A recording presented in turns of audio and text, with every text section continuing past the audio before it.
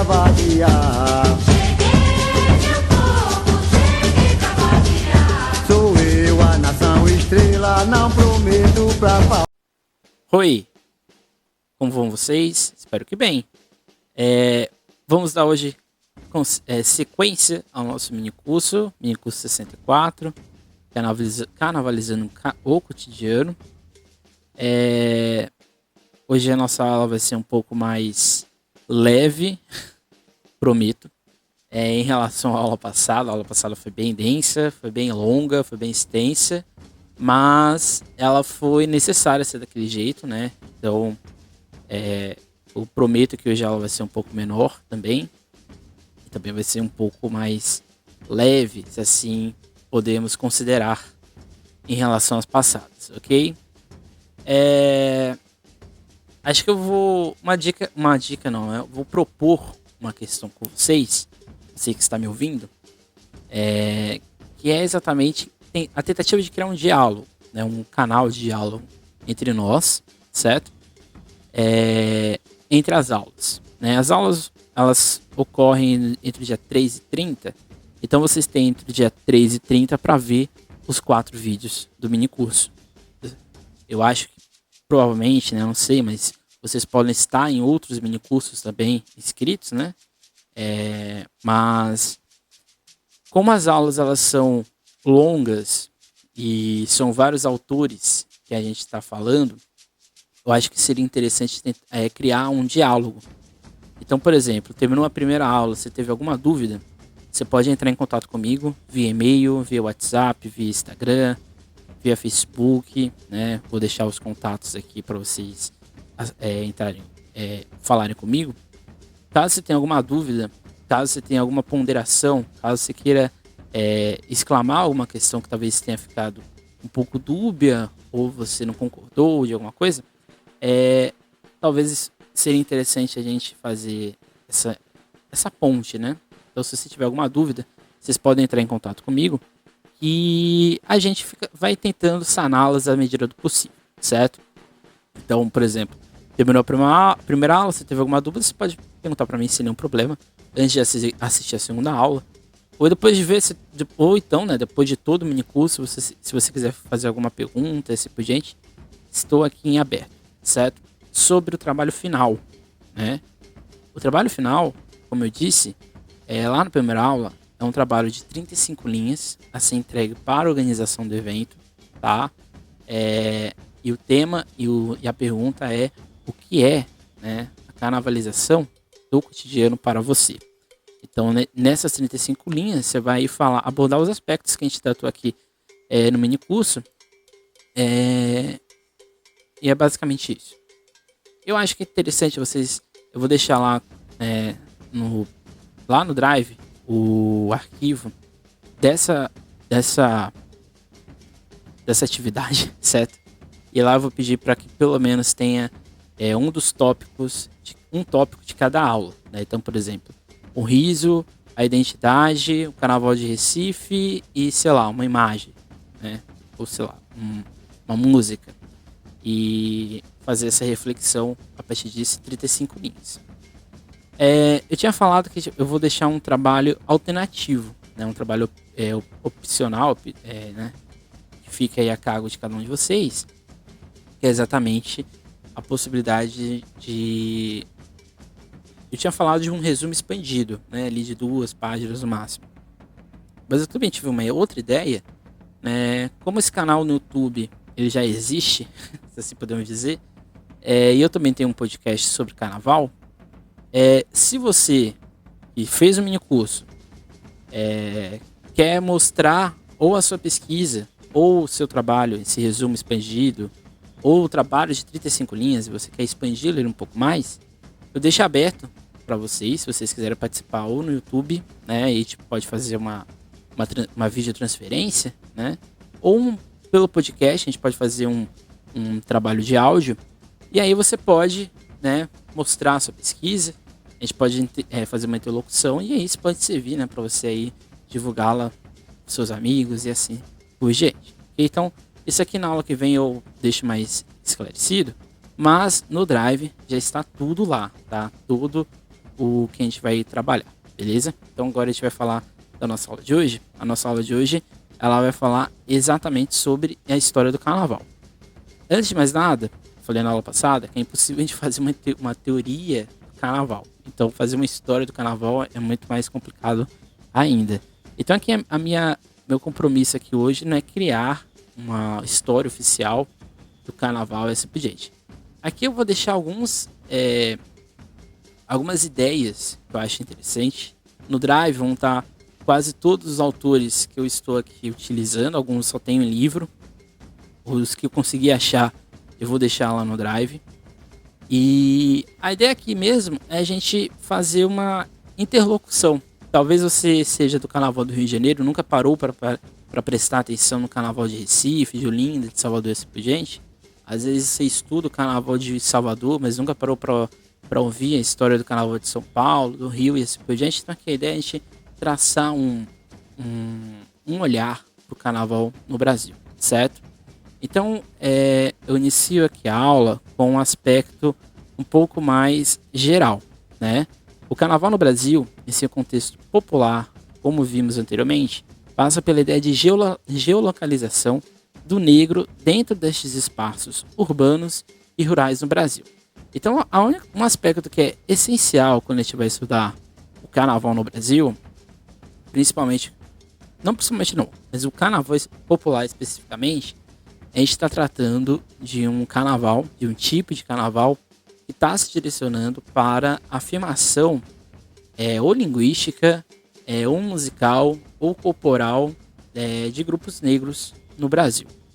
Quando a gente fala basicamente dos carnavais de núcleos urbanos, né, esses núcleos que se tornaram metrópoles, né, não metrópoles, mas cidades grandes com o tempo, como Recife, Olinda, São Paulo, Rio de Janeiro, esses lugares, né, em Salvador, estes espaços urbanos, eles estão com uma profunda sedimentação de uma origem negra, de um processo de contrastes sociais muito grande e principalmente de disputas, né, que estão acontecendo a todo momento entre essa, vamos dizer assim, classe alta que surge ali no final do século XIX e início dos XX, essa classe alta, uma elite, né, que queria a educação dos povos, dos corpos, né, queria aquela ideia de uma raça brasileira única, e assim por diante, que vai pouco a pouco tentando minar a cultura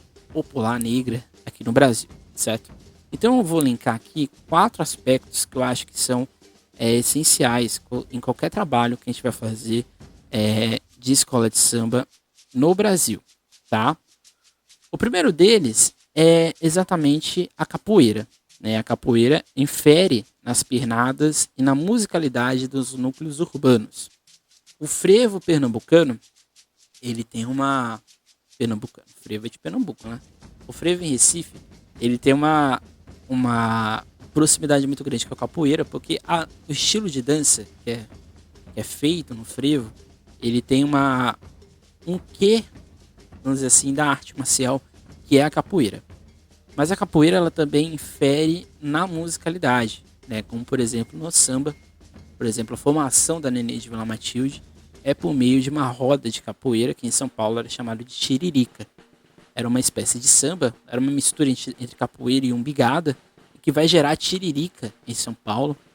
E nada mais, nada menos, a tiririca era uma capoeira. Então você percebe que a capoeira, não só em Recife, São Paulo, mas também no Rio de Janeiro, em Salvador, nesses núcleos de presença muito forte, negra, a gente vai ter uma presença grande da capoeira na influência musical, de dança, destes espaços, desses grupos carnavalescos que vão surgir, certo? Não são todos, né? Por exemplo, o maracatu não tem uma pegada de capoeira, mas o maracatu tem outros aspectos que a gente vai ver aqui ao longo da aula, beleza? O outro aspecto que eu acho que é interessante a gente ter em mente, que é exatamente a ideia de sociabilidade, né? A relação complexa entre o processo escravagista e as relações de sociabilidade em tais grupos são comuns nesses espaços, né? Por exemplo, a roda de samba, é, o, a roda de samba, ou samba de roda da Bahia, ele tem uma ancestralidade gigantesca, né? Principalmente naquela região ali do Recôncavo Baiano. Se a gente for pegar o próprio maracatu de Olinda, né? Tanto de Olinda, até mesmo o rural, que é mais pro interior, mas também tem na cidade, ele tem uma pegada muito grande dessas redes de sociabilidade. E não precisa nem dizer das escolas de samba, né? As escolas de samba, elas são criadas, elas são originadas na ideia de sociabilidade. A gente também tem que estar sempre atenção, porque, por exemplo, em Recife, a gente está falando de uma manifestação cultural que está acontecendo no final do XIX e início do século XX. Os blocos, os ranchos, os cordões cariocas estão surgindo ali no final do XIX, mas principalmente no início do século XX. Os cordões em São Paulo estão surgindo exatamente ali no início do século XX. Então, ou seja, você perceba que a gente está falando da manutenção de uma sociabilidade negra que há poucos anos atrás era escrava, estava na condição de escravidão. Então, não tem como a gente tirar este aspecto existente e simplesmente não deixar de incluir na nossa análise. Né? E aqui, claro, e aqui sempre, né? Sempre a gente tem que se atentar ao que nós estamos pesquisando, certo? Claramente, quem estuda numa escola de samba, um grupo de cordão, um bloco, uma nação de maracatu, dificilmente você não vai abordar estes aspectos das relações complexas, né, existentes na sociabilidade, certo? Então, esse é um aspecto essencial, muito importante, que a gente não pode fechar os olhos a nenhum momento, ok? O outro aspecto que eu acho que é interessante é a musicalidade, certo? A musicalidade que enquadra esses festejos em uma outra realidade. Como a gente vai ver ao longo da aula, os espaços de carnaval da elite, da alta burguesia, dessa gente branca, né, dos espaços no Brasil, é um carnaval sem música, ou com um ritmo que não necessariamente é um ritmo de carnaval. Ou é uma valsa, ou é uma polca, ou seja, não é uma música específica de carnaval. Essa musicalidade, ela vai formar o carnaval brasileiro, né, com o tempo, ela vai ganhar essa disputa e ela enquadra em todas as realidades, né? Seja no frevo, que é um ritmo, dança e música, seja no axé music, seja no samba reggae, seja no samba de roda, seja no samba de bumbo, seja no samba de partido alto, seja independente do samba, a gente está falando exatamente de uma musicalidade muito forte, né, que se transforma ao longo do tempo e que se torna um produto, né, que vai ser um produto da chamada identidade brasileira e assim por diante, beleza? E a gente vai chegar a um aspecto que eu acho que é sempre importante a gente ter em mente, que é exatamente da alta sociedade, né? E exatamente seja como censura ou seja como influência. Mas o que são essas altas sociedades, né? No que eu estou querendo dizer com isso? É porque não tem como também a gente estudar esses grupos negros sem o contato com essa elite branca, com essa burguesia. Que ora vai censurar, como por exemplo, as pernadas, as rodas de tiririca, as rodas de samba, os batuques, os frevos, ou seja, toda essa musicalidade e dança, essa corporidade negra que vai ser censurado por essa elite branca. E ao mesmo tempo a gente também não pode negar que que alguns aspectos do que hoje seria o carnaval de escola de samba, do que hoje é o frevo, por exemplo, tem uma pegada dessa autoburguesia. Por exemplo, o bailado do Mestre Sala Paulo Bandeira, a própria ideia de alegoria, que é inspirado exatamente desse carnaval da alta sociedade, né, desses grupos carnavalescos. O frevo tem uma pegada também na música, né, da orquestra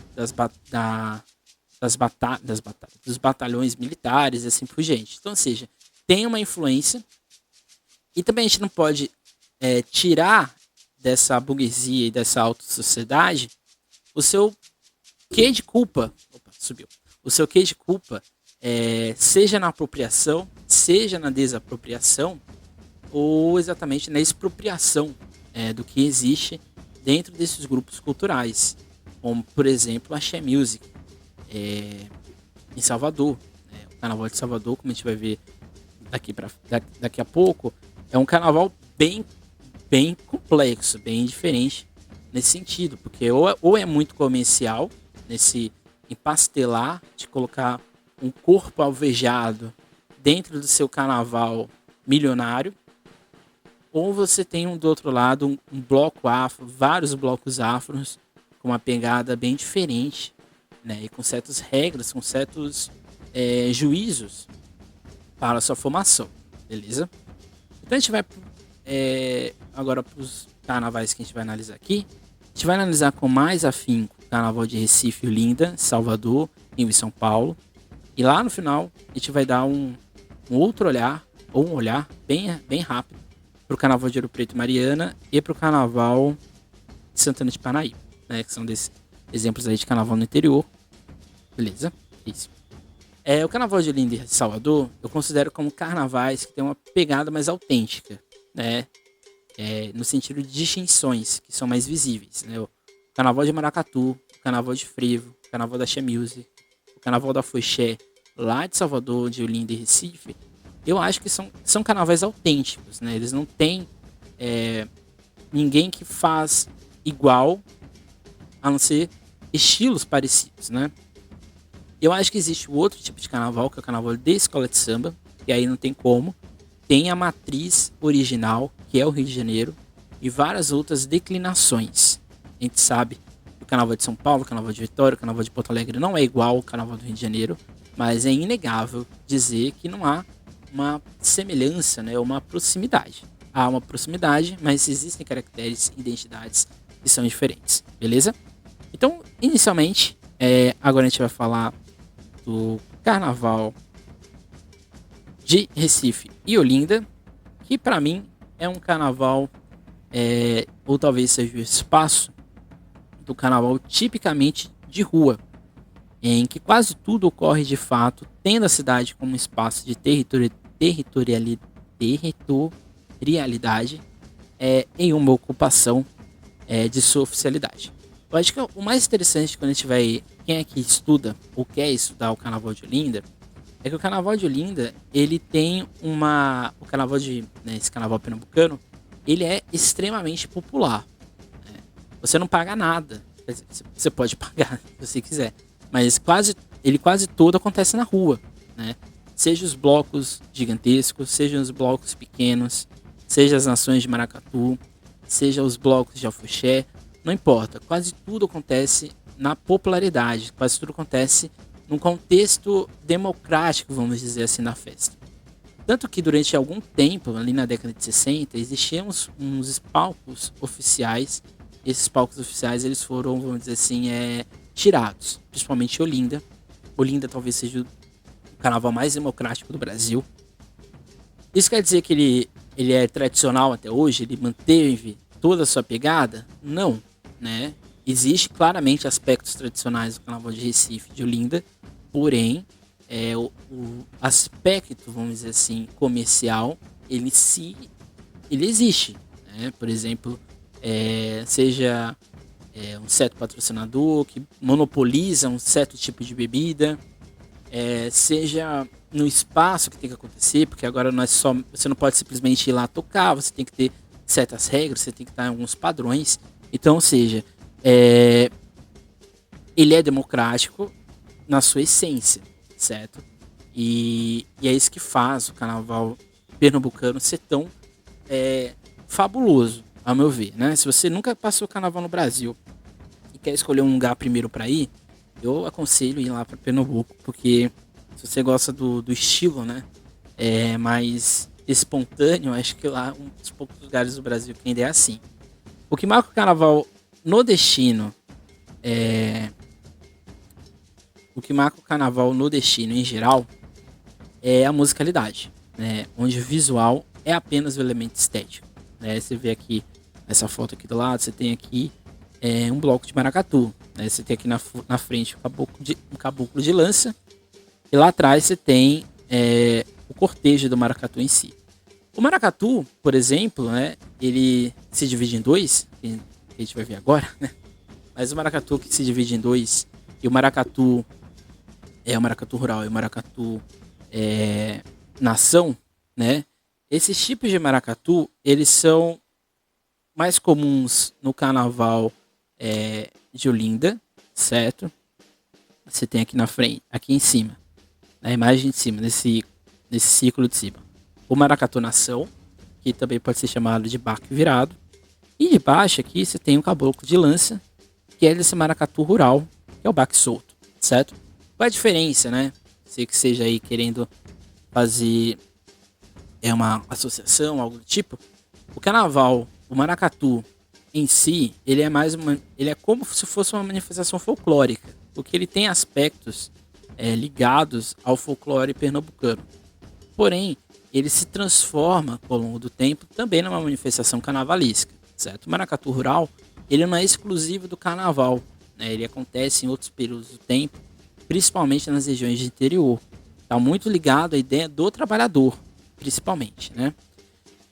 O maracatu urbano, esse maracatu nação, ele tem uma pegada mais religiosa, ele tem uma pegada mais de cortejo em relação ao maracatu rural, certo? Então, de certa forma, o maracatu, né, esse maracatu nação, ele é uma manifestação que tem ali envolvendo a ideia da coroação dos escravos negros na antiga estratégia de dominação desses povos pelos colonizadores. Então, o ritmo é marcado por instrumentos de percussão e a dança se desenvolve num cortejo que conta com o rei, com a rainha e toda uma corte simbólica, né? Como vocês estão vendo aí na imagem, né? Você tem aí, por exemplo, a rainha, você tem ali atrás a corte no geral, e é todo um cortejo, né? Como se fosse um congado, de certa maneira, né? Tem ali uma presença muito forte. Ele está ligado também à religião de matriz africana, certo? Porque existe toda essa ancestralidade ali presente.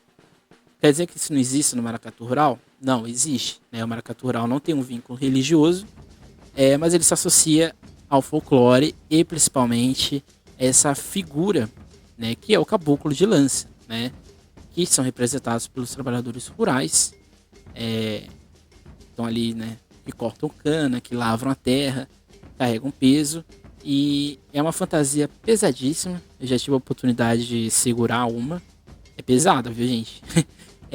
E o ritmo é um pouco mais acelerado, né, exatamente por causa desse, vamos dizer assim, um pouco mais rústico, se assim podemos dizer. Esses dois tipos de manifestação estão presentes no carnaval pernambucano, mas o maracatu nação, ele é mais presente, certo? Não é à toa que existem uma espécie de competição dentro ali no carnaval para escolher o melhor bloco, a melhor nação e assim por diante, certo? Diferente do outro ritmo, que é exatamente o frevo, certo? O frevo, ele tá ligado principalmente à ideia da musicalidade, que eu acho, do meu ponto de vista, se alguém me perguntasse qual é a música que poderia narrar um vídeo de carnaval no Brasil, acho que seria o frevo, né? O frevo é uma música ancestral aqui no Brasil. Ele é a prova de como tudo no Brasil pode ser improvável, né? O frevo, ele surge de várias origens, né? Ele originalmente era uma disputa de batalhas de batalhões militares com suas orquestras, mas com o tempo ele vai adquirindo elementos da capoeira, né? Então, seja esse toque macheado, ele vai se juntar com a capoeira, vai ser ali uma junção que vai pouco a pouco se movimentando, até que ali por volta de 1907 o frevo ganha um aspecto de fato, ele ganha uma cara, ele ganha um elemento que ele pode falar de seu, né? O frevo, ele surge até mesmo... O frevo, ele não consegue ser dissociado da dança. Às vezes você pode ter no carnaval, por exemplo, carnaval de bloco, né, aqui no Rio de Janeiro, em São Paulo, BH e assim por diante. A musicalidade, ela não está totalmente atrelada à música. Claramente as pessoas dançam, mas não está totalmente atrelada. O frevo, ele é uma dualidade entre o ritmo totalmente acelerado, com esses metais e assim por diante, e a dança. Então o corpóreo e o musical, eles estão a todo momento atuando, eles estão a todo momento juntos, certo? Então, diferente do maracatu, que tem um aspecto mais de nação, mais de agremiação, né? Existe todo um cortejo em volta dele. O frevo, ele não tem necessariamente esse aspecto. Você tem claramente as agremiações de frevo, né? Os espaços, os clubes carnavalescos, mas o frevo em si, ele tá muito direcionado à dança e o corpo, certo? Existem vários tipos de frevo, várias vertentes. O frevo de rua, que não tem letra e é apenas orquestrado, que é esse frevo de dança, né? O frevo a bafo, que é usado em batalhas de grupos de frevo, em que o tom mais grave que abafa o outro vence. A gente tem o frevo coqueiro e ventania, que também está ligado a esse aspecto mais de batalhas. A gente tem o frevo canção, que é esse frevo que se aproxima de uma marchinha, que é esse frevo que vai ser mais difundido no mercado fonográfico. Esse frevo que a gente vai ter ali, né, com Alceu Valença, com Elba Ramalho, Nelson Ferreira e assim por diante. A gente vai ter o frevo dança, que acho que aqui é a grande questão, né? Porque o frevo dança, ele tá bem mais aproximado aos ritmos que o frevo gera com as sombrinhas e assim por diante, certo? Então, portanto, a gente pode perceber que o estudo do carnaval pernambucano, ele perpassa... a gente pode perceber, então, que o estudo do carnaval pernambucano, ele perpassa, né? Ele está passando pela ideia de trabalho, e principalmente dessa massa de pescadores, estivadores e outros mais que deram um rosto e uma escuta e um corpo para essa manifestação. Por isso que o carnaval de Pernambuco, né, ele é bem mais popular. Você vai ter várias representações que são clássicos do carnaval pernambucano. Uma delas são os bonecões, que a gente já viu anteriormente. Os bonecões, o mais famoso talvez seja o Homem da Meia-Noite, que existe desde 1932, se tornou praticamente um símbolo cultural do estado do carnaval brasileiro. A origem dos bonecões não é uma origem muito esclarecida, mas tudo indica que eles são inspirações dos cortejos que existiam, de origem portuguesa, que tinham vários bonecões, mas é só um palpite, né? Carnaval popular não tem nenhuma, vamos dizer assim, uma unanimidade sobre as origens desses cortejos. O próprio frevo, muita gente não sabe quando que surge a palavra, né? Mas todo mundo sabe o que é, né? E assim por diante. A gente tem o outro símbolo do carnaval pernambucano, do carnaval brasileiro, que é o Galo da Madrugada. O Galo da Madrugada, como vocês podem ver nessa imagem aí, é uma massa popular. É o maior bloco do mundo, embora o cordão do Bola Preta, né, reivindique sempre, né? Eu acho que o mais assim inóspito de todos, acho que o Galo da Madrugada é o maior bloco de carnaval do mundo, que existe ali desde 78 e que praticamente dá um start no carnaval pernambucano. É um cortejo que começa bem de manhã, certo? E vai durando lá até quando der, com esse povo aí frevado, né? O ritmo claramente não é só mais o frevo, então isso mostra como que o carnaval, como essas tradições elas vão mudando. Claramente o frevo, ele é o elemento principal, mas ele não é o único, né, mais elemento musical dentro do carnaval pernambucano. Diferente de Olinda, né? Acho que Olinda existe uma preservação um pouco maior do ritmo, um ritmo mais local, mais pernambucano, certo? O outro tipo de manifestação exatamente são as nações de maracatu, que a gente já viu, né, anteriormente. Existe exatamente uma espécie de batalha, não uma batalha, mas uma competição para eleger a melhor nação de maracatu do ano. E aí você vai ter vários tipos de nações de maracatu, mais novas, mais velhas e assim por diante. E você tem o Marco Zero, que é talvez o espaço mais assim comercial da festa, que, né, trazem vários artistas, não só de Pernambuco, mas de outros lugares do Brasil, também do interior de Pernambuco, para tocar, né? E aqui existe mais que aqui existe sim regras, existem o dia que o cantor vai tocar, o horário que o cantor vai tocar e assim por diante. Então a gente pode perceber que o frevo, esse carnaval pernambucano, ele é muito regional, mas ele vai com o tempo também se expandir para o Brasil. Né? Talvez os principais nomes do frevo seja o Capiba, né, que é autor de músicas como É de Amargar, Manda Embora Essa Tristeza e Quando Passa Sua Porta. O É de Amargar talvez seja a música mais famosa do frevo brasileiro. O Nelson Ferreira, né, que é ao lado de Capiba, foram os expoentes do frevo no país. Além de letrista, ele era um exímio músico, que é um aspecto muito diferente do frevo em relação às outras festas populares, porque o frevo ele exige de quem compõe e de quem cria todo o arranjo musical um certo conhecimento de música um pouco mais erudito, se assim podemos dizer. Porque o samba ele tem ali o batuque, ele tem ali todos os ritmos dentro dos tambores, mas o o frevo, ele tem além desse ritmo, ele tem principalmente os metais, né? Então é um ritmo que exige muito de quem o compõe.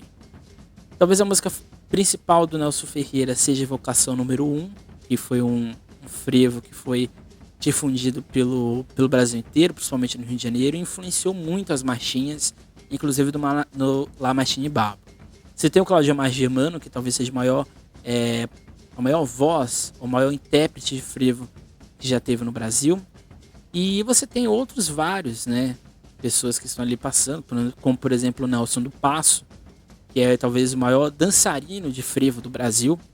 Você perceba que no samba você não tem um grande passista de samba do Brasil. A gente pode até fazer uma enquete, mas no frevo você não tem. No frevo, no caso, você tem, né? Que é o Nelson do Passo, que é conhecido como o maior, né, expoente da dança que é o frevo no Brasil, certo?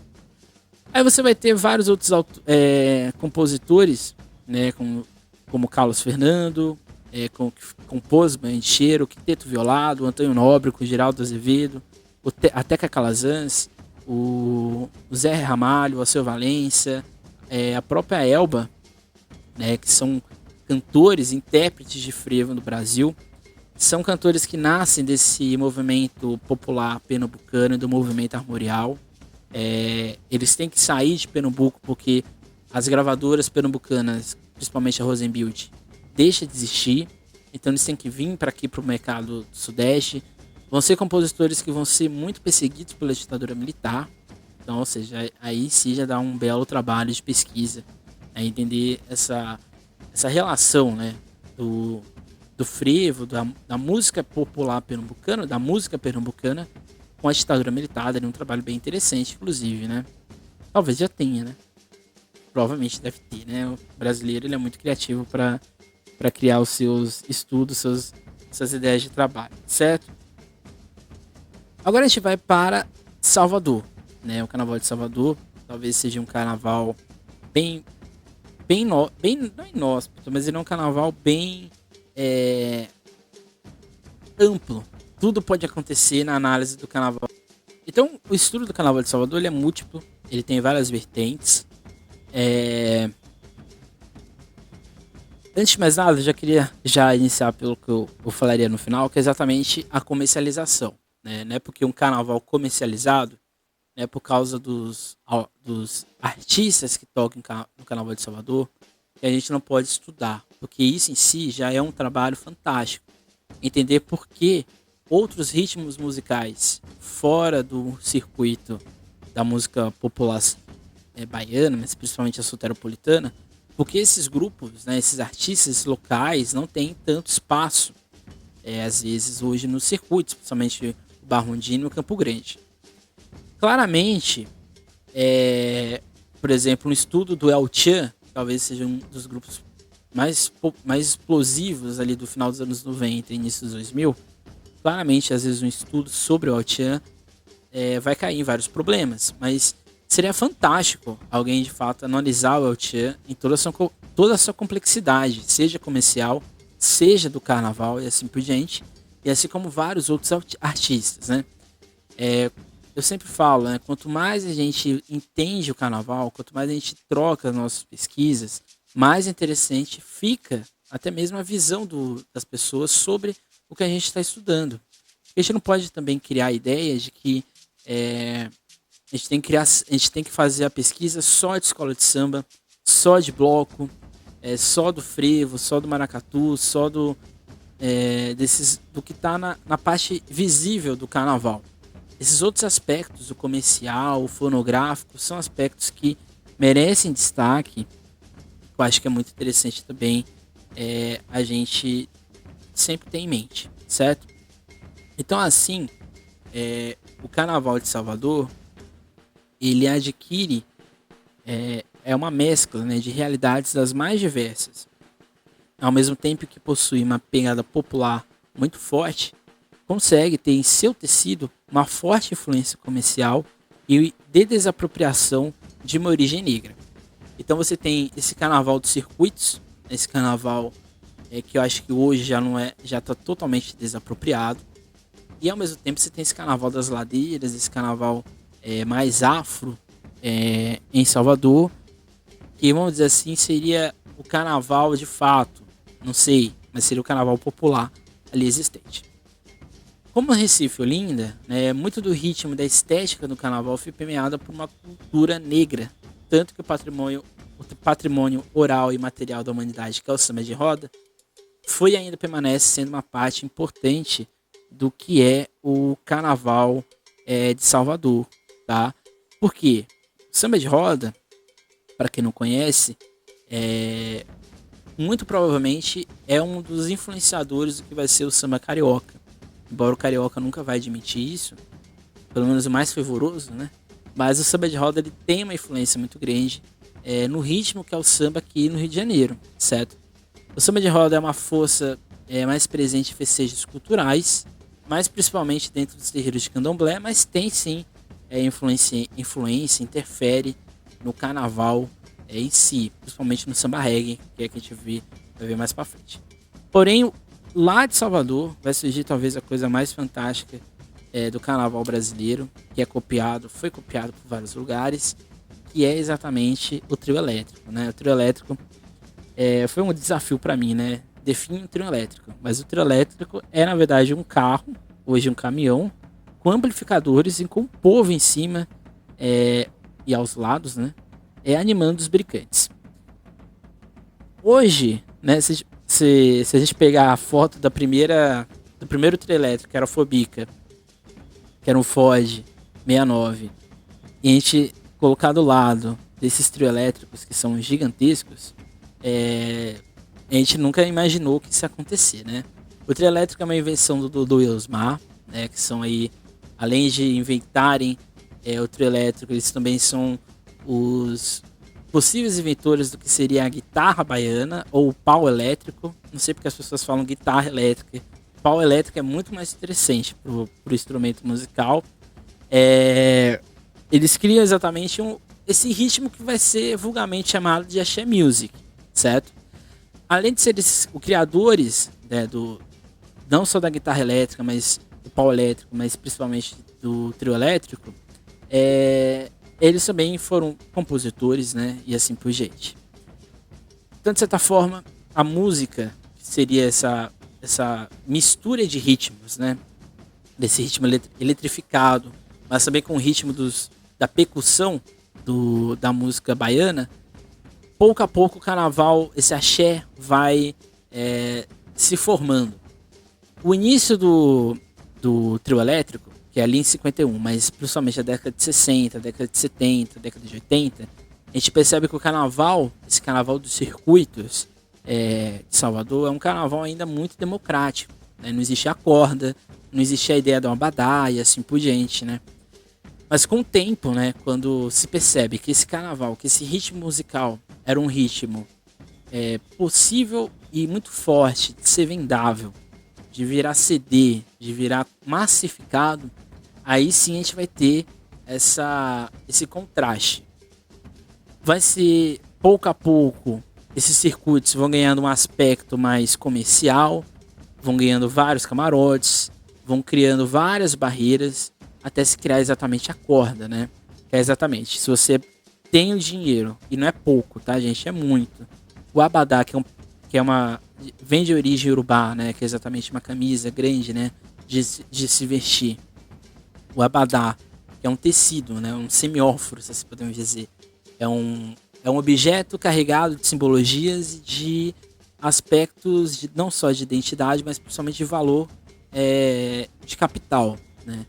Se você não tiver o abadá, você não entra no trio, né? Você não fica ali naquele espaço, vamos dizer assim, é o controlado, é um pouco mais aberto. Se você quiser acompanhar o trio, você vai ter que ir para as cordas, e aí nas cordas você vai ter, provavelmente você vai ser agredido, né? Esse carnaval, de certa forma, é um carnaval mais branco, além de ser um carnaval mais de turista, se assim podemos dizer.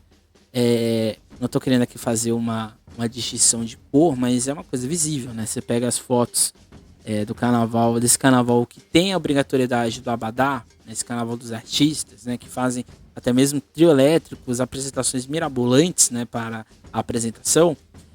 Na verdade, se tornou um nicho burguês, né? Se tornou uma festa de brancos.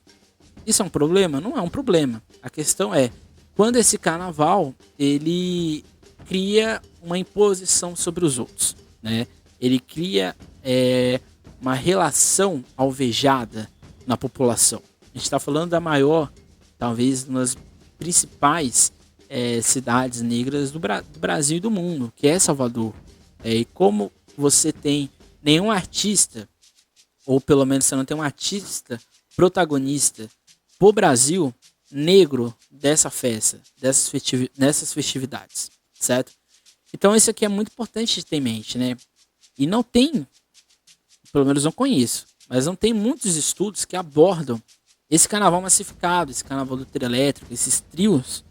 Por exemplo, você tem um trio do Alok, né? Que é um trio de música eletrônica no carnaval de Salvador, que é a coisa mais bizarra que existe, né? Você tem ali vários outros ritmos, assim por diante, que mostra que o carnaval de Salvador, esse carnaval de circuito, ele se tornou com o tempo carnaval comercial, carnaval fonográfico brasileiro. E que atrai um público, né? Porque de certa forma as pessoas vão para seguir esses artistas e assim sucessivamente, certo? Porém, ali principalmente na década de 80, na década de 90, vai ganhar força e vai ganhar destaque os grupos de origem de matriz negra em Salvador, né? Aqui eu vou elencar 3, talvez sejam os principais e os mais conhecidos do Brasil, mas tanto o Filho de Gandhi como Ileaê e o Olodum são, além de grupos carnavalescos, eles são na verdade grupos de afirmação da identidade negra. Então você perceba que ao mesmo tempo que tem esse carnaval comercial, que talvez seja o carnaval mais comercial do Brasil, que é esse carnaval de circuito, você tem ao mesmo tempo o carnaval mais militante do Brasil, que é o carnaval desses blocos afros em Salvador. Então você percebe, por isso que eu disse que o carnaval de Salvador é um carnaval de contrastes, porque assim lá em Recife e Olinda você tem um carnaval extremamente popular, em que o comercial não teve espaço e nunca vai ter, provavelmente. Aqui em Salvador você tem uma dualidade visível na sua cara, ali escancarada na sua frente, certo? Então, se em cima lá dos trios você tem esse povo branco, né, e atrás dele mais ainda o povo branco, no carnaval desses blocos, desses mega blocos, né, populares, e eles não só desfilam nas ruas, mas eles também, alguns deles desfilam nos circuitos, esses grupos eles vão com o tempo ganhar espaço. O primeiro deles é o Filho de Gandhi, que ele nasce em 1949, no bairro do Comércio, em Salvador, certo? A principal figura do Filho de Gandhi foi o Vavá Madeira, e o Filho de Gandhi, ele é um bloco majoritariamente de homens, certo? Que saem às ruas de Salvador vestidos de branco. Não só vestidos de branco, né? Eles saem na rua de branco com essa estética indiana, certo? Cheios de colares e com os turbantes, né? Então, essa aqui é a estética do Filho de Gandhi sempre, nunca mudou, ok? Os Filhos de Gandhi, eles ganham destaque e maior comercialização, se assim podemos dizer, a partir da década de 70, quando o Gilberto Gil, 70 ou 80, não lembro. Não, década de 70 para 80. Quando o Gilberto Gil vai, entre aspas, apadrinhar o bloco, certo? O Filhos de Gandhi, ele tem uma particularidade muito interessante, né? Porque ele também tá mais próximo à ideia do afoxé, né? Esse ritmo que também é de origem praticamente, ele é totalmente africano. E o Cílio Gigante tem essa particularidade exatamente de ser também um bloco religioso, né? Todo o início do Cílio Gigante começa com um padê, começa ali com uma oferenda ao santo e assim por diante. O Cílio Gigante, ele é um bloco masculino, diferente do Leaê, que é um bloco negro. Você perceba, né, que só em 1974, 74, a gente vai ter um bloco puramente negro, ou seja, com lideranças negras no Carnaval de Salvador.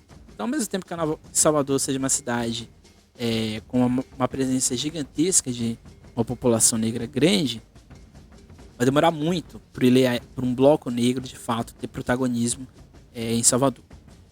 O Leaê, ele, então, além de ser uma agremiação carnavalesca, ele também é uma agremiação cultural, talvez uma das mais importantes do Brasil. Tem na figura do Paulinho Camafeu o seu nome principal de origem. É uma agremiação que tem um compromisso maior de afirmação e legitimidade da cultura e estética e negritude, não só de Salvador, como do país inteiro. Num espaço que só negros desfilam no bloco, né, e uma tradição que acontece desde 1974. O mais interessante do Ileaê, que eu acho que é importante a gente ter em mente, é que a estética do bloco é praticamente a mesma, né? São com essas capulanas, né, com esse estilo de grafismo africano, né, iorubá, eu diria até. Não sei. Ali de Angola também, tem ali uma mescla gigantesca. Mas você perceba que, por exemplo, essa figura, né, aqui da imagem aqui do lado, você tem uma das deusas de ébano, né? Porque todo ano é eleita uma deusa de ébano, que é a mulher mais bela, né, a afirmação dessa beleza negra e assim por diante, que é muito forte, talvez seja o principal papel do Ileaê, certo? Claramente o Ileaê foi muito criticado, principalmente por essa massa, a crítica de Salvador, por exatamente ser um bloco que não aceita brancos, mas estão no direito deles, né? É um bloco fantástico.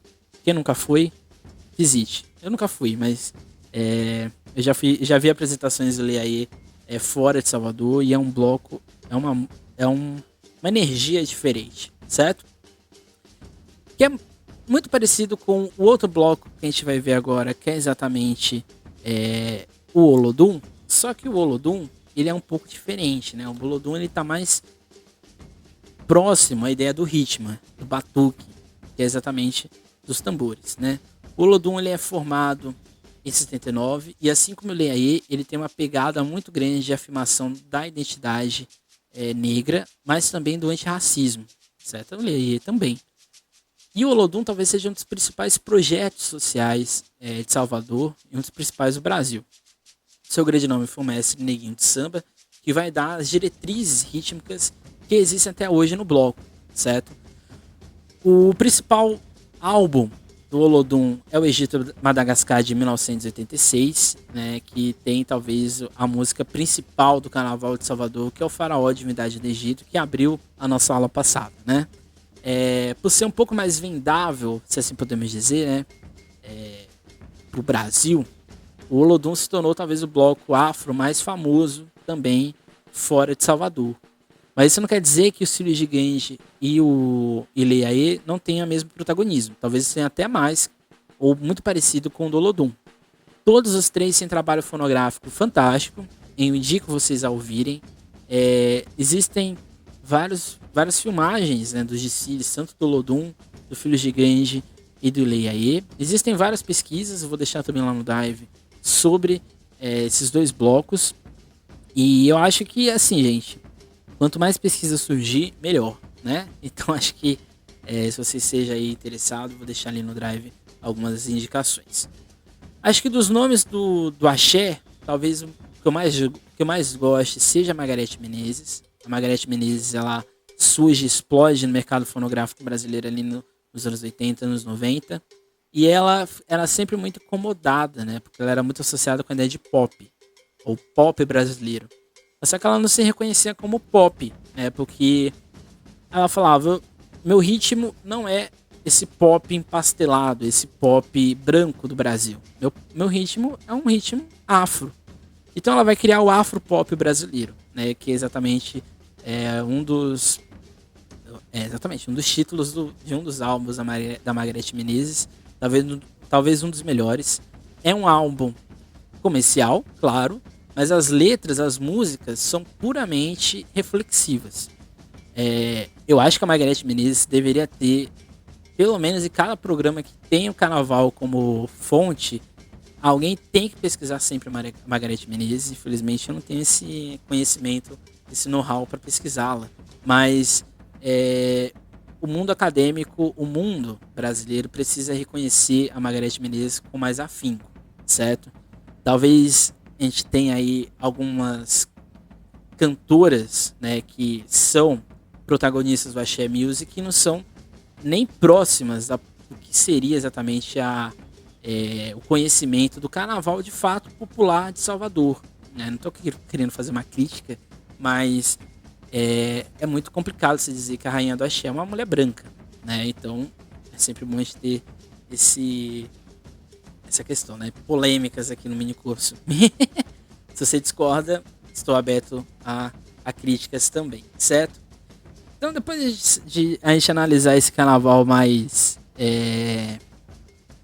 amplo, agora a gente vai pro carnaval um pouco mais que eu tenho um pouco mais de familiaridade, que é exatamente os carnavais de escola de samba.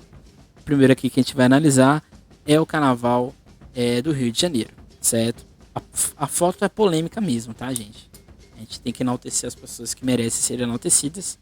Então, primeiramente, aí, se você conhece a Camila Silva, um beijo para Camila Silva, rainha do carnaval do Rio de Janeiro desse ano, certo? O carnaval do Rio de Janeiro talvez não, tá? Eu sou de São Paulo, nasci em São Paulo, mas a gente tem que reconhecer que o carnaval do Rio de Janeiro se tornou a gênese do carnaval no Brasil, mesclando o deboche carnavalizado com a grandiosidade das escolas de samba. O carnaval do Rio de Janeiro é muito parecido com o carnaval de Salvador nessa dicotomia, né, entre um lado que é muito rico e um lado que é muito popular. Esse lado muito massificado, esse lado que é um pouco mais do povo mesmo, de fato, né? Mas acho que o Rio de Janeiro, ele quem nunca foi no carnaval do Rio de Janeiro tem que ir, né? Seja de bloco, seja de escola de samba, você tem que viver o carnaval do Rio de Janeiro, porque a cidade para, né? O Rio de Janeiro fez do carnaval a sua sedimentação histórica. Essa é a verdade. O carnaval, ele formou o que hoje seria o Rio de Janeiro, né? A gênese da cidade do Rio de Janeiro. Então, quando você tem um prefeito, no caso aqui, Marcelo Crivella, que quer barrar o Rio de Janeiro, na verdade ele quer barrar o principal aspecto identitário da cidade, né? O principal elemento, não só econômico do Rio de Janeiro, mas o principal elemento que forma a cidade do Rio de Janeiro. Ok? Porque quer dizer que Recife, Olinda, Salvador não tem um carnaval como a sua gênese? Não necessariamente, mas o carnaval moldou o Rio de Janeiro. O carnaval do Rio de Janeiro se tornou principalmente famoso por causa do carnaval. Eu acho que existem outros elementos da cultura pernambucana e da cultura baiana que fazem ter vários outros tipos de identidade além do carnaval. Mas o samba, o carnaval, a escola de samba, a marchinha, moldou o carioca, né? Moldou o Rio de Janeiro até hoje, certo? Até que se você conversar de escola de samba com um carioca, você vai ficar dias, né, horas falando com ele, porque é uma coisa que parece que todo mundo nasceu sabendo. Claramente a gente sabe que tem exceções, mas é uma coisa muito importante, exatamente para a sedimentação da cidade, ok? O início do carnaval no Rio de Janeiro está muito ainda próximo do que é o intrudo português, tá? Que é essa ideia, né, que vai ser gerada no Rio de Janeiro entre o atraso e o desenvolvimento. O intrudo, como você tem na imagenzinha aqui do lado, era uma baderna, é basicamente isso, né? Você tinha várias pessoas ali jogando confete, jogando bolas de limão um no outro, água de cheiro. Nem sempre o cheiro era muito bom, mas era uma bagunça, era uma coisa baderna, era uma baderna, né? Só que quando a gente passa para a transição exatamente do período republicano, do período imperial para o período republicano, vai surgir a ideia de que esses elementos da cultura que não seja brasileira, ou seja, essa cultura portuguesa tem que ser extirpada, ela não tem que existir. Então o Etrudo ele vai ser visto como um carnaval bárbaro, um carnaval de uma brincadeira que não é das melhores, é uma festa anárquica, de certa forma. Isso vai estar totalmente atrelado à ideia de um crescimento anti-lusitano, né? Essa ideia de que tudo que é de origem portuguesa tem que ser queimado, jogado para o lado e assim por diante. Então vão surgir várias outras possibilidades de se inserir uma outra visão de carnaval, certo? E uma das principais talvez seja exatamente das grandes sociedades, certo? As grandes sociedades, elas são agremiações carnavalescas, se assim podemos dizer, não sei. Era um carnaval mais pacífico, era um carnaval de certa forma também um pouco mais elitizado. Tinha exatamente nos jornalistas e escritores da época um maior destaque, um maior protagonismo. E o que fez o carnaval das grandes sociedades ser exatamente muito reconhecido, muito forte e muito esperado pela população eram exatamente as alegorias. Eram alegorias muito bem cuidadas, eram alegorias muito detalhadas, né? É como se fosse um tripé hoje, tá, gente? Não era muito grande, não. Mas eram alegorias que eram muito bonitas, eram muito detalhadas, e elas que vão, de certa forma, influenciar as alegorias hoje das escolas de samba, né? Seria como se fosse a vovó das alegorias de hoje, certo? Você vai ter várias grandes sociedades, as principais delas sejam os tenentes do diabo, os democráticos e os fenianos. Essas grandes sociedades, elas não vão durar muito, porque exatamente elas vão ser engolidas por esse outro tipo de carnaval, que é esse carnaval exatamente da população, né? Do povão, assim podemos dizer. A Vanice Nogueira, ela diz que o que engrossa esse contingente de população negra é o que vai constituir a cidade como um todo, que vai fazer do Rio de Janeiro uma das principais cidades negras da época, ok? E por que isso é importante, né? Porque o negro que está aqui trabalhando no Rio de Janeiro é um negro que está ali há muito tempo, né? A gente tem que sempre lembrar que o Rio de Janeiro nessa época, né, até a transferência para Brasília ali na década de 50, o Rio de Janeiro é a capital do Império, foi a capital do Império durante muito tempo, e ela vai trazer uma população negra muito grande, seja do interior, né, do Nordeste, assim por diante, principalmente de baianos, ou principalmente após o período da abolição, da falsa abolição, eles vão ser exatamente praticamente despejados das lavouras de café, principalmente ali na região de Vassouras, para a região do Rio de Janeiro, né, como um todo. E ali então você vai ter uma mescla de várias junções, de várias interpretações de cultura e até mesmo de ritmo que vão formar os principais elementos da cultura e do carnaval carioca, ok? Então aqui você tem de um lado um carnaval elitizado, esse carnaval das grandes sociedades, esse carnaval do curso, esse carnaval dos bailes de máscara, e do outro lado você tem a ralé, né? Você tem aquela população ali que está preocupada com o ritmo. Então essa é a grande diferença do que acontece entre o carnaval esse carnaval elitizado com esse carnaval negro. Por quê? Qual é a grande questão que está aqui em jogo? Qual é a grande questão que está aqui em mente? Primeiramente, aquilo que a gente falou lá no início, que é a musicalidade, né? O carnaval dos ranchos, dos cordões, dos blocos, são carnavais extremamente musicalizados. Eles têm uma própria sonoridade. Diferente desse outro tipo de carnaval, que é esse carnaval mais branco, que não tem nenhum ritmo. Isso é muito parecido também com o carnaval de São Paulo. E o carnaval de São Paulo, ele também tem essa proximidade, ele também tem essa relação muito grande entre um carnaval oficial, esse carnaval branco, esse carnaval da elite, e esse carnaval mais visto como menor, carnaval pobre, entre aspas, que é o carnaval dos negros principalmente, ok? O Tioroni diz que reproduziu-se então um fenômeno de caos do tempo de Etrudo, com a presença de capoeiras, de cordões, grandes blocos fantasiados, sem organização e sem compromisso, e dos próprios ranchos. O que vai moldar, e acho que é um outro aspecto que funda o Carnaval do Rio de Janeiro, é toda a reurbanização que acontece, né? Porque se antes o Carnaval do Rio de Janeiro, a cidade do Rio de Janeiro, era uma cidade cheia de cortiços, com o processo de embelezamento do Pereira Passos, né, esse processo de higienização da cidade, vai haver o caminho inverso, né, que esse povo vai ter que ir para as áreas mais periféricas, seja ali para o subúrbio ou para as áreas de encostas de morro, que vai com o tempo formar as favelas, ok? Uma das principais manifestações populares do Rio de Janeiro são exatamente os ranchos, né? Os ranchos. Então, a mescla de rancho, dos blocos e dos cordões que vão surgir com o tempo a ideia de escola de samba no Rio de Janeiro, ok? Então não tem como a gente estudar a escola de samba se a gente não souber o mínimo de ranchos, blocos e cordões. Aqui em específico no caso carioca. Um dos primeiros ranchos que vão surgir vai ter exatamente o negro baiano como seu grande precursor. Ele era um ex-escravo de origem africana, mas especificamente sudanesa, que era o Hilário Jovino Ferreira, certo? Ele vai fundar o rancho Reis de Ouro, e o rancho seria uma influência dos festejos de reis, nos quais prevalecia o ritmo da congada e do cocumbi. O Tiorão, né, que é talvez um dos principais aí, escritores, por mais que você concorde ou não com ele é um dos principais escritores de musicalidades no Brasil.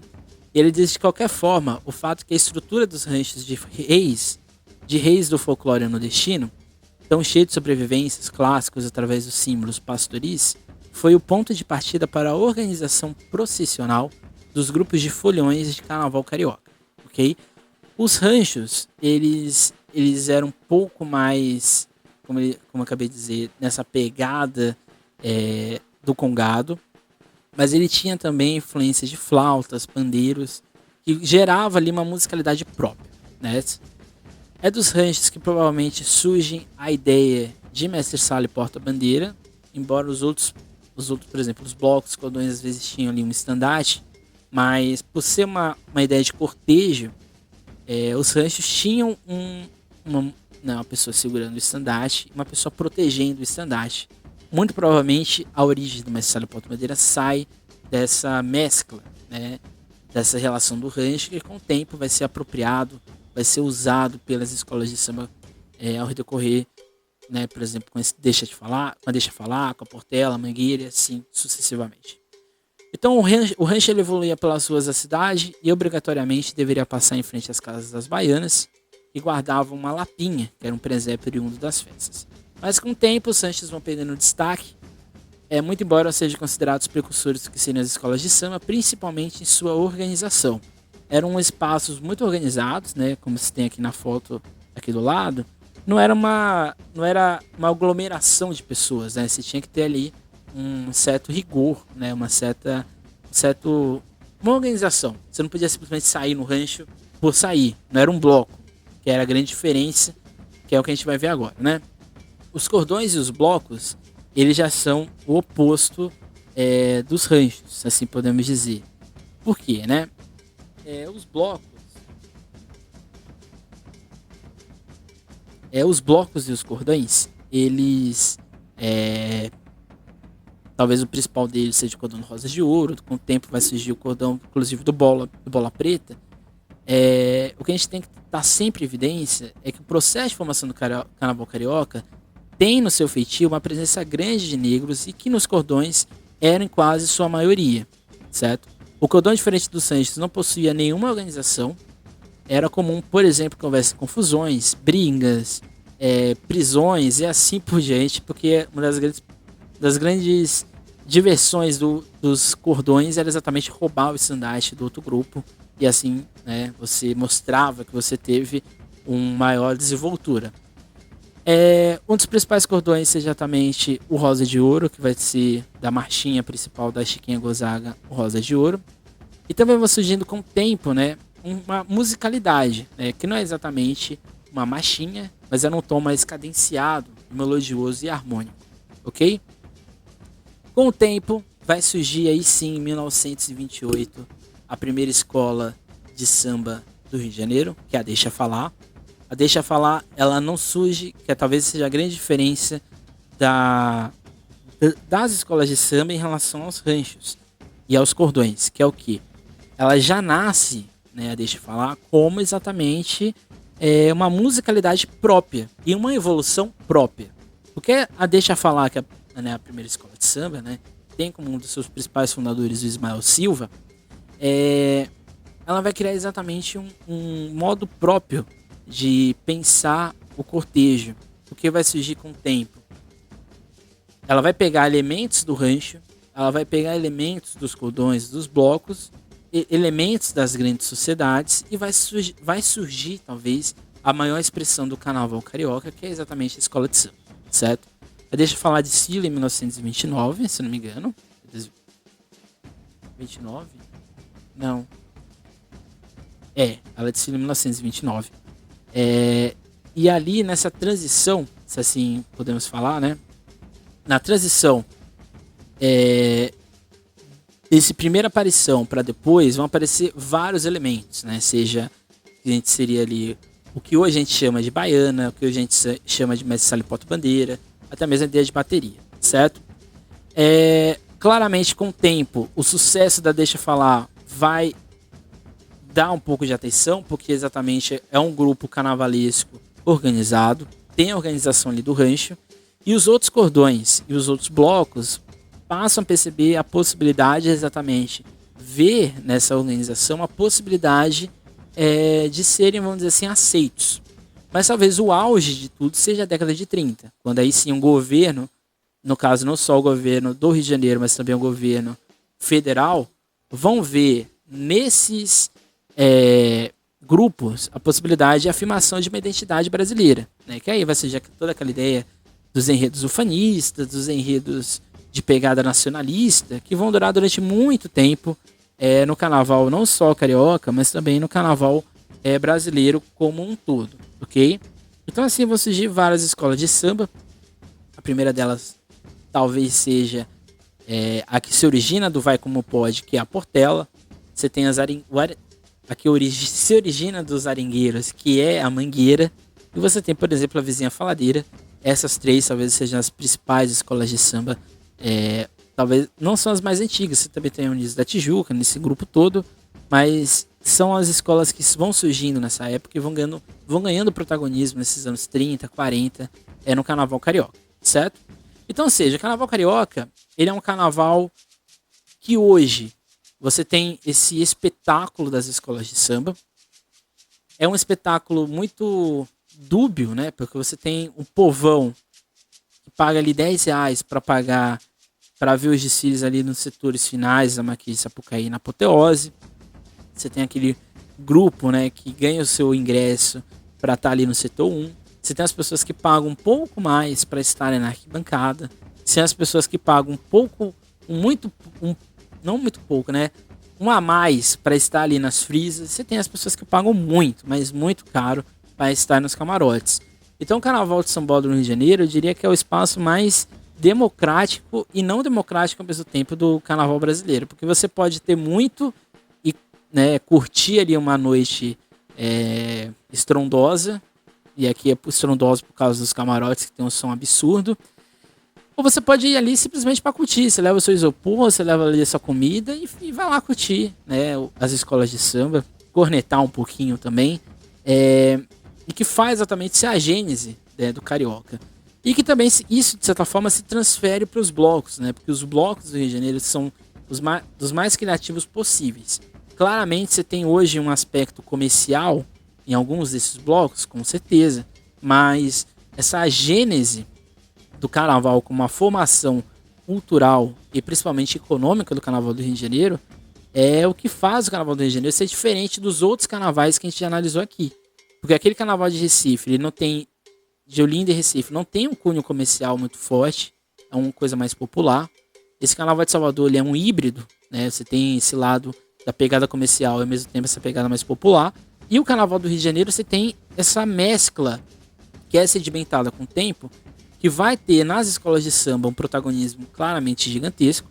mas vai ter ao longo do tempo o surgimento dos blocos ou ressurgimento dos blocos como uma ação também dessa sedimentação, dessa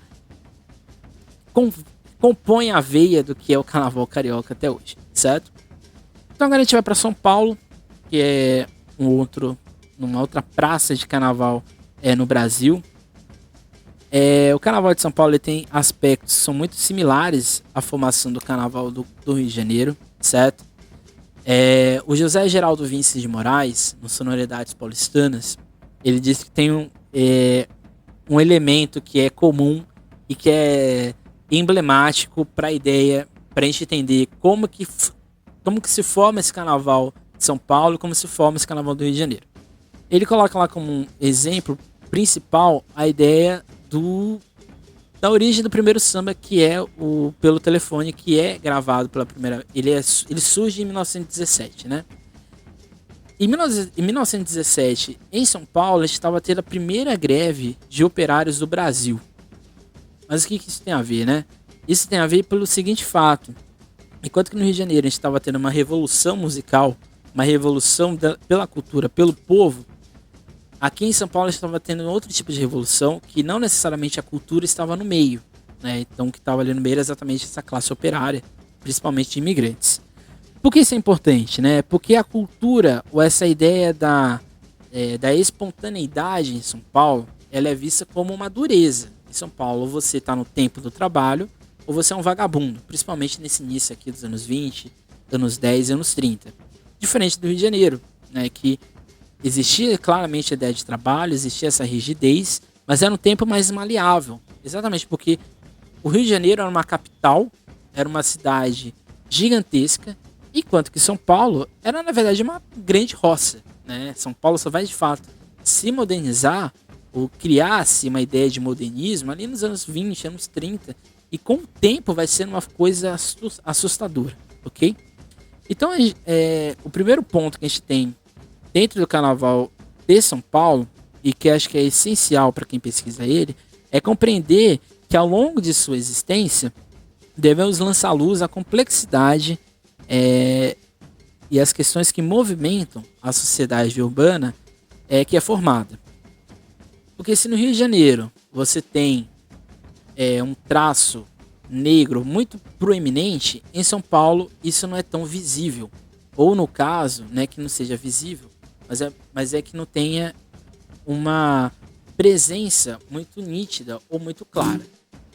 Então, não é que o carnaval de São Paulo, ou que a cidade de São Paulo, não tem uma presença negra forte, mas é que é mais visível, ou foi mais escondido em São Paulo do que necessariamente no Rio de Janeiro, né? São Paulo vai ter, principalmente após o fim da abolição, mas principalmente com a vinda dos imigrantes que vão para as lavouras de café no interior, a gente vai ter uma presença maior de negros escravizados e de negros alforriados que vão vir para São Paulo para trabalhar. Ao mesmo tempo que eles vão chegando, né, vai vindo aos poucos uma leva gigantesca de imigrantes, né, principalmente espanhóis, portugueses e italianos. Então, ou seja, vai ser um conflito ali muito grande entre esses grupos étnicos que estão chegando e esse grupo elitizado que existia em São Paulo, de certa forma, de certa maneira, certo? Então, assim, São Paulo, até meados do século XIX, era praticamente uma cidade colonial, né, com aspectos de uma província ainda muito tradicional. O que isso quer dizer, né? Quer dizer que São Paulo não era o que a gente é hoje. E acho que esse aqui é o principal do Carnaval de São Paulo, né? O Carnaval de São Paulo, ele vai se sedimentando enquanto a cidade ainda não está completa. Ou enquanto a cidade está tentando ser uma cópia do Rio de Janeiro nesse aspecto de embelezamento, nesse aspecto de luxo, de riqueza. Isso aqui é essencial, isso aqui se faz muito importante, né? Porque a constituição do Carnaval paulistano é de permanências e rupturas que se apresentam principalmente nas festas religiosas, com hibridações que ao longo do tempo foram se incorporando até a nossa atualidade. Por exemplo, o espaço de onde surge a Vai-Vai, que é a entidade carnavalesca mais antiga da cidade de São Paulo, é o maior exemplo disso tudo, né? A Vai-Vai, ela está inserida num espaço de origem de uma população negra muito grande, que era a região ali do córrego da Saracura, na Bela Vista e assim por diante. Vai chegar ali com o tempo uma população imigrante portuguesa muito grande, né? À toa que seu Bexiga era um português, um comerciante português, mas ao mesmo tempo a região da Bela Vista vai se tornar um verdadeiro cortiço, uma região populosa, gigantesca, exatamente de uma massa negra, de uma massa imigrante, que vão ter que conviver no mesmo espaço, no mesmo ambiente, e eles tinham que trabalhar exatamente aonde? Na Avenida Paulista, que era um pouco mais acima. Então, enquanto o imigrante ele tinha condições de trabalho, inclusive, melhor do que a população negra, esse grupo negro tem que ou trabalhar na casa do senhor lá do café, ou vai ter que trabalhar num trabalho mais de força, principalmente aqui no Porto de Santos, ou então vai ter que trabalhar ali nas quitandas e assim por diante. Então você perceba que a formação desses grupos carnavalescos mais antigos de São Paulo perpassa por essa relação de trabalho, por essa relação de sociabilidade que a gente viu lá no início da aula, certo? E aqui em São Paulo, você não consegue dissociar, ou você não consegue ter em mente que esses conflitos são muito fortes. Mas ao mesmo tempo existe uma hibridação, né? Porque uma das principais festas da região da Bela Vista, que é a festa de Nossa Senhora da Querupita, a Vai-Vai participa. E ela não só participa, né? Participa não só ela, mas também grupos de candomblé que participam da festa religiosa em si como um todo. Então é muito curioso, assim como, por exemplo, na região da Penha, onde surge a Nenê de Vila Matilde, em que na frente da igreja era muito comum, e ainda é, mas não com muita força como antigamente, rodas de samba na frente da igreja, né? Então, a formação do Carnaval de São Paulo, dessa musicalidade negra paulistana, ela está totalmente atrelada à ideia do religioso. Ela está totalmente atrelada nessa ligação com as ordens religiosas, que é exatamente o primeiro ritmo musical paulistano, que é o caiapó. O caiapó, ele é ali, principalmente do final do 18, mas principalmente do 19, ele era uma manifestação dentro do período escravagista brasileiro, e era um grupo de negros que batucavam no fim das procissões religiosas, e eles eram pessoas que se vestiam de indígenas, né, com aparência indígena, e eles tocavam tambores e saíam pela rua tocando tambor e uma espécie de palminha, iam batendo para fazer a marcação. Esses caiapós, eles não eram totalmente reprimidos, porque por eles estarem dentro do cortejo religioso, eles eram, vamos dizer assim, permitidos. Porém, os caiapós, eles vão perdendo força com o longo do tempo, principalmente com o fim do período escravagista, mas o caiapó, ele vai ganhar força, ele vai ressurgir com muito afinco no sul de Minas Gerais e no interior paulista. O caiapó é um carnaval? Não. Mas a musicalidade do caiapó vai influenciar um outro ritmo que vai, sim, ser, vamos dizer assim, o avô do samba paulistano, que é a festa, né, os festejos para Bom Jesus de Pirapora, ou para Jesus de Pirapora, né? Bom Jesus de Pirapora vamos dizer assim, deveria ser considerado a meca do samba paulistano. Se você quer conhecer o que é o samba de São Paulo, hoje, dessas escolas de samba, você tem que conhecer Bom Jesus de Pirapora. Você tem que saber o que é esse ritmo, essa musicalidade de Pirapora. Tem uma música do Geraldo Filme, que é o Samba de Bumbo, que é muito... Você entende o que é o festejo de Bom Jesus de Pirapora ali, né? Ele fala, eu era menino, mãe me disse, eu vou embora, você vai ser batizado no samba de Pirapora. E o samba de Pirapora é, na verdade, uma festa por uma elite ou por uma classe média branca paulistana e do interior do estado. Era uma espécie de feriado, mas não era um feriado oficial, mas era uma espécie de feriado. Todo mundo ia lá não só para as festividades religiosas, mas também para os outros tipos de festejos que aconteciam. Enquanto a população branca ela era mais visada, né, seja nos hotéis, assim por diante, tinha dinheiro, recurso para isso, a população negra tinha que arranjar os vários jeitos possíveis para ir para Bom Jesus de Pirapora, para as festividades de lá. E o mais interessante é que o negro fez uma outra visualidade do festejo do que é Bom Jesus para fora, porque o que acontecia? Eles iam sim nas missas, mas principalmente depois das missas existiam os chamados batuques, mas também as competições para saber quem era o melhor grupo de samba de bumbo do estado de São Paulo. Esses festejos aconteciam em espécies de garrafões, né? De galpões que foram construídos ao longo do tempo para abrigar as populações negras ou pobres que não tinham condições de pagar os hotéis. E lá vão surgir exatamente o samba de bumbo, que é esse samba de marcação pesada, esse samba de marcação mais acelerada, que é exatamente o berço do carnaval paulistano e dessa afirmação de negritude do estado, certo? Mas o que isso tem a ver, né? Porque exatamente o primeiro cordão carnavalesco de São Paulo, que é o cordão do Camisa Verde, e mais pra frente vai se originar a escola de samba Camisa Verde e Branco, surge exatamente dessa influência gigantesca do samba de bumbo do interior do estado. Existe uma dissertação, né, acho que, se eu não me engano, o nome dele é Menestrino. Exatamente, Menestrino. Ele estuda exatamente a musicalidade paulista da Nenê de Vila Matilde, mas ele também faz um ótimo trabalho quando ele vai analisar o samba de bumbo. Vou deixar lá no drive também para vocês analisarem. Por quê? Não tem como você entender o que é a Vai Vai, o que é a Camisa Verde e Branco, o que é a Unidos do Peruche, o que é a Lava Pés, o que é a Nenê de Vila Matilde, se você não entender o samba de bumbo. Porque o samba de bumbo está ainda hoje, de alguma forma, presente nessas escolas de samba. O ritmo de carnaval de São Paulo ser mais acelerado do que a do Rio de Janeiro é por causa do samba de bumbo. Não é porque o paulista não sabe tocar. É porque a origem do nosso samba é um samba diferente em relação ao samba carioca, que tem essa pegada um pouco mais baiana, essa pegada mais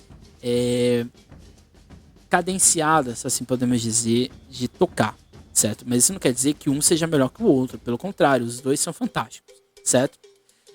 Os cordões eles vão surgindo, o primeiro cordão surge em 1914, que é o cordão do Camisa, vão surgindo vários outros cordões, Paulistanos da Glória, o Vai Vai e assim por diante, mas a primeira escola de samba vai surgir apenas em 1937 com a Lava Pés. A Lava Pés é uma escola que surge no bairro Negro da Liberdade.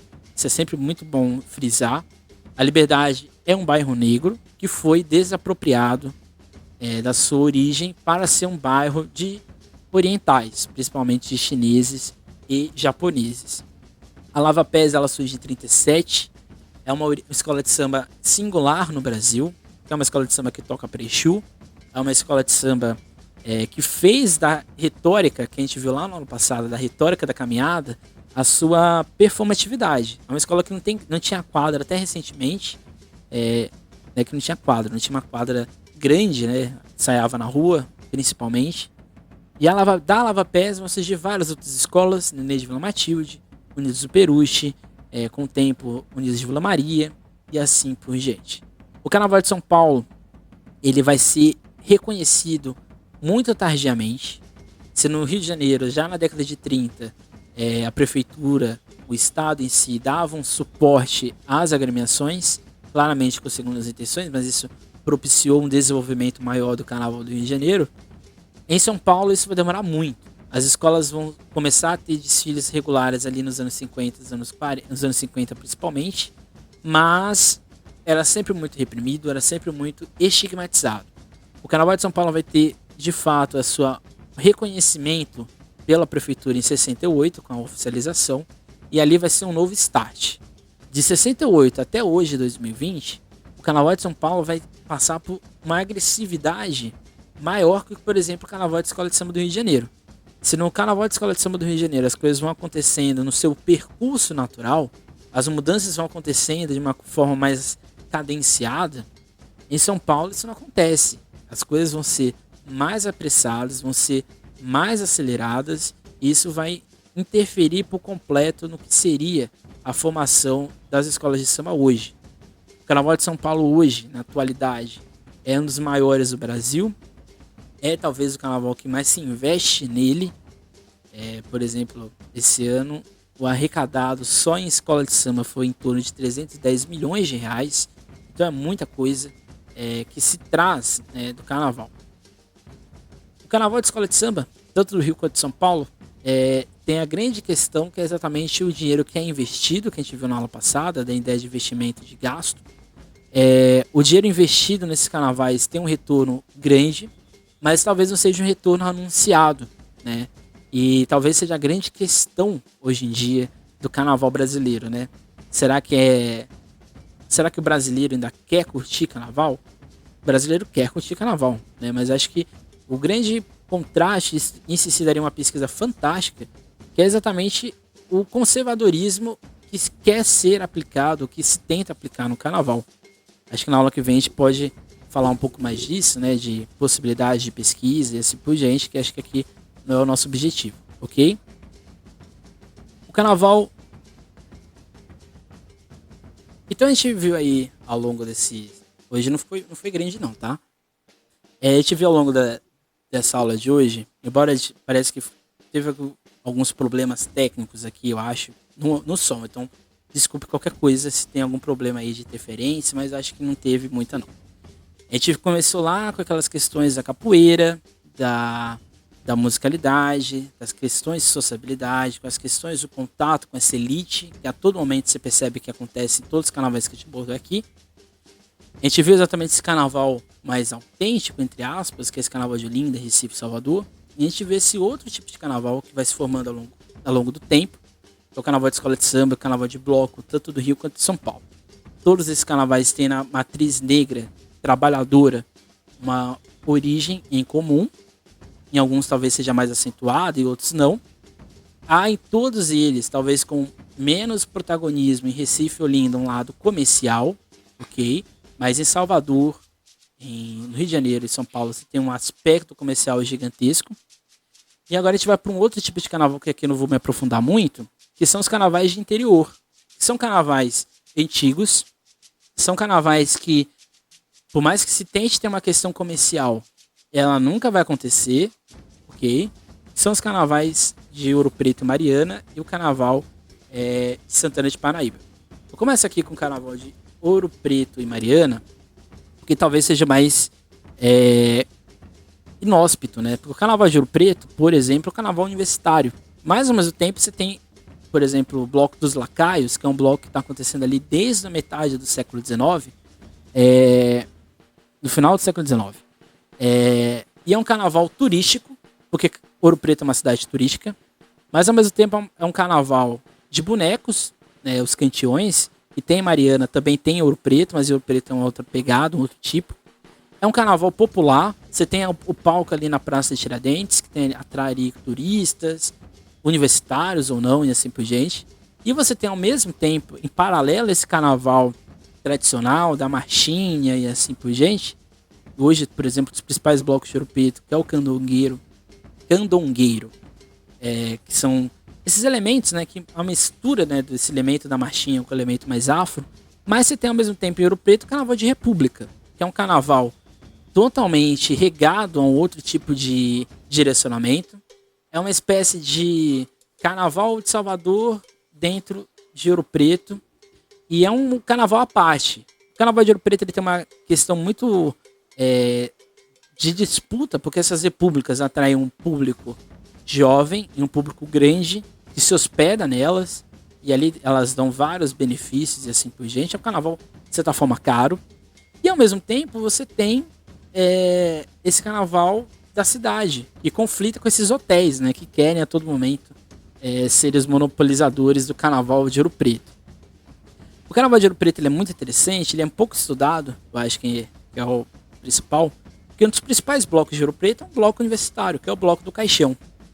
Por exemplo, uma tradição que existe dentro da cidade é exatamente o bloco universitário, que é o bloco do Caixão, que é um bloco já antigo, né, que ele atrai não só as pessoas que estão no bloco da República, mas também fora, porque ele sai de fora e vai passando pela cidade. Então você percebe que é um carnaval que eu acho que carece um pouco mais de estudo. Acho que é um carnaval interessante, inclusive, de entender como que um carnaval tão forte no Brasil, que é o carnaval de Ouro Preto, é formado por universitários. Isso, para mim, é um fenômeno. Pelo menos deveria ser analisado dessa forma, né? E você tem o do oposto, que é o Carnaval de Mariana, que é um carnaval super tradicional. É um carnaval também muito antigo no Brasil. E é um carnaval de marchinha, é um carnaval de família, se assim podemos dizer, que atrai um outro tipo de público. Diferente do Carnaval de Santana de Parnaíba, que é um carnaval também de rua, de bloco, de marchinha. Só que a grande diferença de Santana de Parnaíba para o resto do Brasil, nesse tipo de carnaval do interior, é que só pode tocar em Santana de Parnaíba músicas originais e só marchinha. Fora disso, não tem vez, não tem espaço dentro do carnaval de Santana de Parnaíba, que faz o carnaval de Santana de Parnaíba ser um carnaval muito tradicional. Existem pesquisas já sobre o carnaval de Santana de Parnaíba, mas aquela velha questão, sempre é bom pesquisar um pouco mais, certo? Então essa foi a aula de hoje. Na aula que vem vai ser uma aula um pouco menor, inclusive. A gente vai aí dialogar sobre questão de trabalho, né? Sobre a questão dos projetos, como chegar, como juntar tudo isso que a gente teve aqui até hoje, até nessas aulas, né? Esse lado do riso, esse lado teórico, esse lado da história, como juntar tudo e fazer uma pesquisa sobre o carnaval, tendo o carnaval como tema de pesquisa, que é a ideia do minicurso em geral, beleza? É isso, até a aula que vem, até mais e tchau.